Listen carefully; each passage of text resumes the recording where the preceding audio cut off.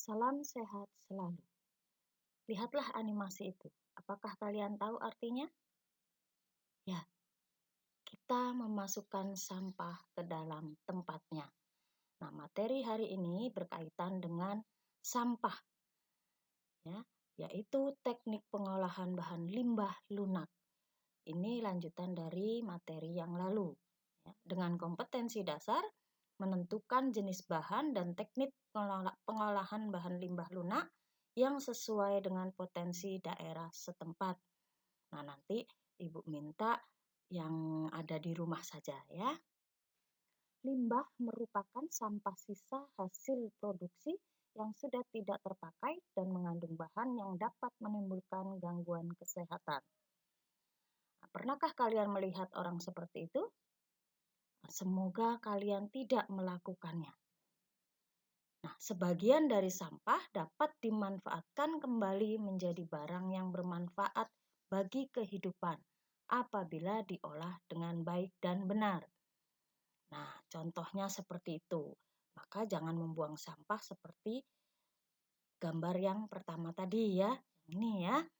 Nah, manfaatkanlah sampah untuk hal-hal seperti itu. Nah, ini lagi produk hasil sampah plastik limbah dari rumah yang bisa dimanfaatkan jika kita kumpulkan lalu kita olah ya. Sampah jika tidak dikelola dengan baik akan menimbulkan yang pertama gangguan estetika. Nah, seperti itu. Apakah kalian melihat keindahan di situ? Tidak. Semoga ini tidak ada di lingkungan kita ya. Lalu kemudian mencemari tanah, air, dan udara. Seperti kalian lihat di situ, nah itu terjadi proses pencemaran tanah. Semoga ini tidak terjadi di sekitar kita. Lalu kemudian ini yang mencemari air, ya. Semoga tidak dilakukan, tidak kalian lakukan dan tidak terjadi di sekitar kita. Nah, yang mencemari udara itu adalah aroma tidak sedap dari proses pembusukan sampah tersebut. Ya, Ibu yakin kalian pernah melewati tempat-tempat sampah dan kemudian terciumlah aroma yang tidak sedap, artinya tidak enak. Ya. Nah, itu arti mencemari udara. Nah, aroma itu adalah hasil dari proses pembusukan yang jika banyak terhirup itu juga akan menimbulkan racun berbahaya. Lalu menimbulkan kemacetan lalu lintas. Nah, contohnya pembuangan sampah pada pinggir-pinggir jalan. Itu kalau ditumpuk terus lama-lama dia akan memakan badan jalan sehingga kendaraan akan sulit lewat. Bahkan mungkin bisa pernah kalian lihat temui terjadi kemacetan karena sampah yang menumpuk. Lalu dampak sosial. Hampir tidak ada orang yang akan merasa senang dengan adanya pembangunan tempat pembuangan sampah di dekat permukimannya. Karenanya tidak jarang menimbulkan sikap menentang dari masyarakat dan munculnya keresahan. Seperti itu contohnya ya, ada beberapa orang yang kemudian di rumahnya akan didirikan tempat pembuangan sampah dan ditolak oleh masyarakat setempat ya. Nah, ini berkaitan dengan dampak berikutnya, yaitu menimbulkan penyakit. Polusi sampah diketahui dapat mengakibatkan peningkatan berbagai macam penyakit infeksi saluran pencernaan. Hal ini disebabkan karena dengan adanya sampah yang menumpuk tanpa dibuang ke tempat yang selayaknya, binatang pembawa penyakit, contohnya lalat. Ya. Nah, ini contohnya. Nah, lalat itu dari tumpukan sampah. Lalu kemudian dia masuk ke rumah, hinggap di makanan yang ada di rumah kita. Lalu makanan itu kita makan.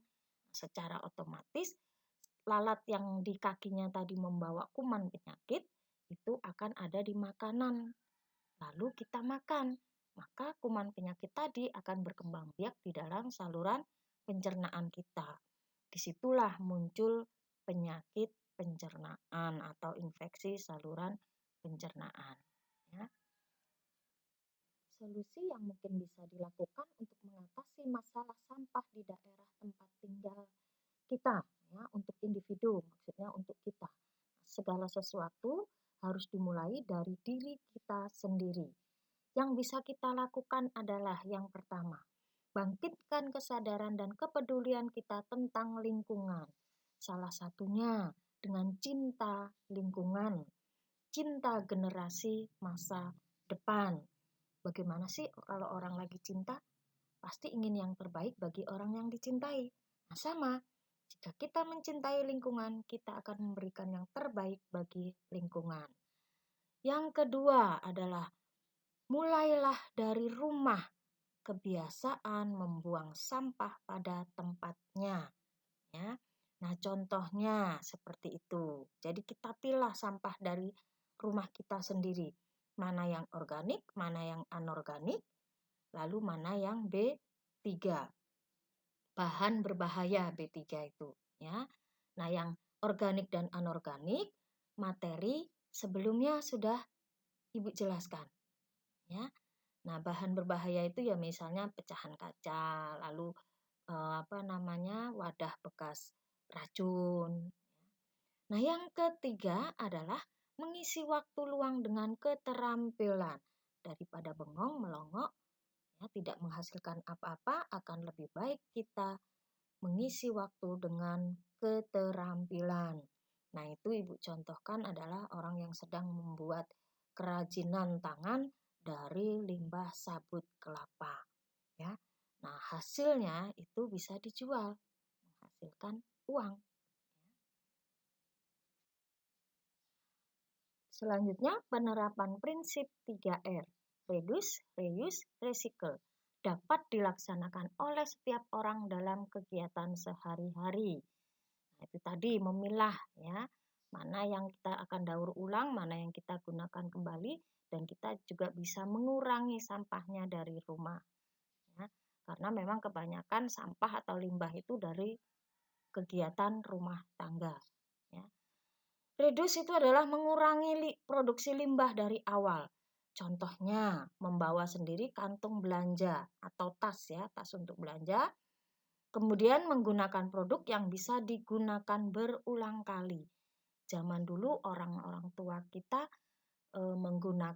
membawa tas, ya, sendiri untuk belanja ke pasar. Tas itu bisa berasal dari tas produk limbah, ya, seperti gambar awal tadi ada tas yang produksi daur ulang plastik, ya. Jadi tidak menambah kantong plastik, ya. Lalu reuse, menggunakan kembali material yang bisa dan aman untuk digunakan kembali. Salah satunya dengan cara membuat kerajinan tangan atau proses upcycle. Nah, contohnya seperti ini. Indah kan? Bagus kan kalau ada di pagar seperti itu? Kita susun rapi, ya. Itu semua dari limbah plastik, botol mineral, ya, yang bisa kita manfaatkan. Nah, kemudian recycle, mendaur ulang limbah dengan cara meleburkan, mencacah, melelehkan untuk dibentuk kembali menjadi produk baru yang dapat digunakan lagi. Nah, ini mungkin kita tidak bisa, ya, di rumah meleburkan atau mencacah sendiri beberapa produk limbah, ya. Maka itu kita kumpulkan lalu nanti kita berikan ke pemulung atau pengambil sampah sehingga nanti dijual atau diberikan ke tempat penampungan limbah yang dapat didaur ulang kembali. Nah, dari materi sebelumnya itu ada bahan limbah lunak, ya. Nah, proses pengolahan sederhana yang dapat dilakukan untuk bahan limbah lunak adalah yang pertama, itu pemilahan bahan limbah lunak harus terseleksi atau diseleksi terlebih dahulu untuk menentukan bahan yang dapat digunakan. Contohnya misalnya dari limbah pertanian ini, ya, kita ambil kulit jagung atau yang sering disebut juga dengan klobot, ya. Nah, kita ambil dulu sudah panen, ya, jagungnya. Lalu yang kedua, pembersihan limbah lunak yang sudah terseleksi harus dibersihkan dahulu dari sisa-sisa bahan yang telah dimanfaatkan sebelumnya. Nah, jadi nanti akan kita ambil yang bagian kulit jagungnya itu tadi yang nempel di jagung ya, hanya itu yang kita butuhkan dalam hal ini. Walaupun mungkin pohonnya, daunnya itu nanti bisa didaur ulang dengan membuat kompos ya, berbeda dengan kerajinan ini ya. Yang kita bahas tentang kerajinannya. 3. Pengeringan bahan limbah lunak yang sifatnya basah harus diolah dengan cara dikeringkan di bawah sinar matahari langsung. Tujuannya agar kadar air dapat hilang dan bahan limbah dapat diolah dengan sempurna. Nah, seperti itu jadinya ya kalau sudah dikeringkan kulit jagungnya. Yang keempat adalah pewarnaan bahan limbah lunak. Proses pewarnaan yang umum dilakukan pada bahan limbah organik basah adalah dengan cara dicelup atau direbus bersama zat warna tekstil agar menyerap. Ada pula yang diwarnai dengan cara divernish, dipolitur, dapat pula dicat menggunakan cat akrilik atau cat minyak. Nah, jadi tergantung ya, ini bahan limbah lunaknya yang kalian gunakan yang apa.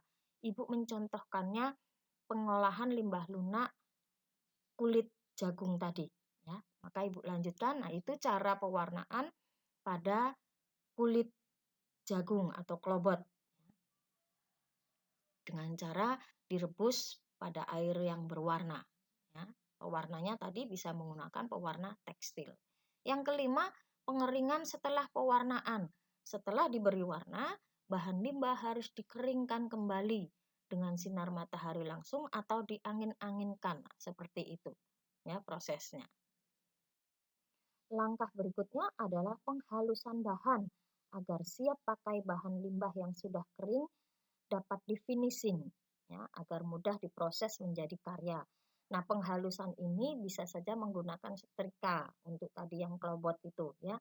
Bisa disetrika, nah sembari itu juga bisa dikeringkan atau lebih dikeringkan lagi ya. Nah, kemudian dilakukan proses finishing juga berbagai macam caranya. Misalnya dipotong, ditempa, dilem, digerindra, diamplas, dan dilapisi. Nah, contohnya alat-alatnya biasanya yang digunakan seperti ini. Untuk tadi ya, mengolah limbah klobot. Kemudian dibuatlah karya tadi ya, menjadi karya bisa seperti itu atau yang lebih sederhananya seperti gambar itu ya, atau lebih bagusnya lagi. Nah, seperti gambar itu ya, itu jadi terbuat dari klobot tadi atau dibuat produk lain yang bukan bunga. Nah, boneka seperti itu. Ya, bagus ya? Oke, silakan nanti cobanya. Lalu beberapa produk kerajinan dari beberapa jenis bahan limbah lunak lainnya ya, Ibu contohkan. Nah, ini contohnya dari ini perpaduan ya, perpaduan dari limbah kardus, lalu cangkang telur, lalu juga bisa klobot tadi untuk bunganya dan daun itu ya. Lalu kemudian ini contoh produk dari serabut kelapa ya, limbah serabut kelapa. Ini juga yang lainnya bisa dibentuk seperti itu, yang serabut kelapa. Lalu kemudian ini dari kulit kacang tanah. Ya. Lalu kemudian ini dari pelepah pisang. Ya. Nah, ini dari kardus. Nah, ini juga dari kardus, ya, kardus bekas. Nah, contoh lain itu dari limbah koran. Ya, bentuk bisa dibentuk seperti itu atau bentuk itu sebagai wadah. Ya. Nah, kemudian ini dari batok kelapa, memang perlu alat ukir, ya, alat untuk yang mengukirnya. Lalu produk lainnya bisa dibuat seperti itu, batok kelapa. Lalu itu dari pelepah pisang, ya. Jadi bisa macam-macam. Ini modifikasi dari kardus dan juga serabut kelapa, ya, atau mungkin bahan lain. Bisa juga tadi bonekanya dibuat dari klobot. Ya. Nah, terima kasih untuk yang sudah menonton. Silahkan membuat kerajinan dari limbah rumah tangga kalian.